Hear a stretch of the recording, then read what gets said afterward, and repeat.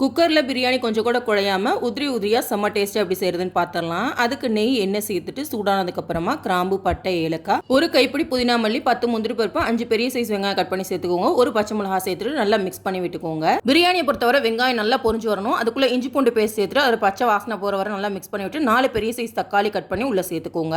தக்காளி நல்லா மசிஞ்சு வரணும். அதுக்காக ஒரு 5 மினிட்ஸ் மூடி போட்டு குக் பண்ணி எடுத்ததுக்கப்புறமா தயிர் சேர்த்துட்டு அதுக்கப்புறம் மசாலா பவுடர்ஸ் ஆட் பண்ணிக்கோங்க. உப்பு மிளகாய் தூள் பிரியாணி மசாலா 3 சேர்த்துட்டு நல்லா மிக்ஸ் பண்ணி விட்டுக்கோங்க. லாங் வீடியோ யூடியூப் சேனலில் அப்லோட் பண்ணியிருக்கிறேன், பார்த்து தெரிஞ்சுக்கோங்க. அதுக்கப்புறமா 1 kg சிக்கனை உள்ளே சேர்த்துட்டு நல்லா மசாலா எல்லாமே படுற மாதிரி மிக்ஸ் பண்ணிவிட்டு 1க்கு 1.5 ரேஷியோவில் தண்ணி சேர்த்துட்டு குக்கரை மூடி வச்சு விசில் அடிக்க விட்டுறலாம். சிக்கன் இப்போ நல்லா வெந்ததுக்கு அப்புறமா முந்திரி பருப்பு பேஸ்ட் சேர்த்துட்டு அதுக்கப்புறமா அரிசியும் சேர்த்துட்டு நல்லா மிக்ஸ் பண்ணிவிட்டு மூடி வச்சு ஒரு 3 விசில் அடிக்க விடுங்க.